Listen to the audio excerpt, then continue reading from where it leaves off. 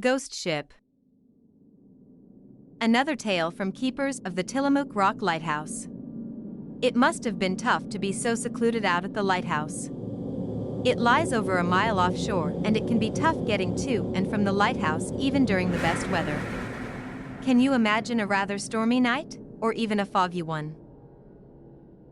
A ship cruising out of the fog, yelling and screaming for your life to turn it away, and then it just disappears? The ship was reported to be so real that the keepers could hear the sailors yelling out into the night. The sails torn and fluttering, even if there was no wind. Many think that this ship is the ghost of the crew of the Lupata or Lupatia that wrecked right by the rock just before construction of the lighthouse was completed.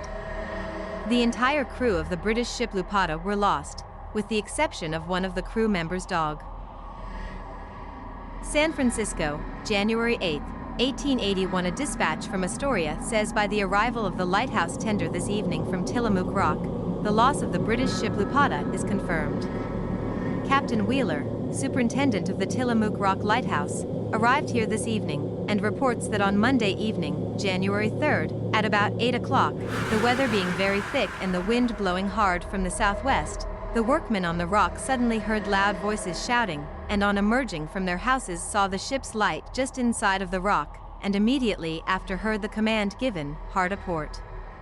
Captain Wheeler ordered lanterns to be placed in the tower, as the light of Tillamook Rock Lighthouse was lit for the first time just after this wreck, and as speedily as possible a large bonfire was started, which revealed a large vessel apparently not 200 yards formed the east side of the rock, with a red or port light in sight about 5 minutes, when it gradually disappeared, those on the rock concluding that the captain had backed ship and successfully steered his vessel out of danger.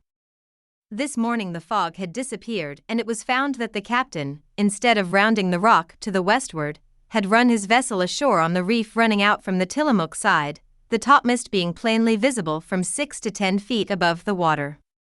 The shoreline being a bold bluff of rock for considerable distance from the scene of the wreck, it is more than likely that H.T. Wholesaled Ships Company were lost. It was later confirmed that all 16 souls aboard were lost, with the exception of a dog, which was quickly adopted by a local man.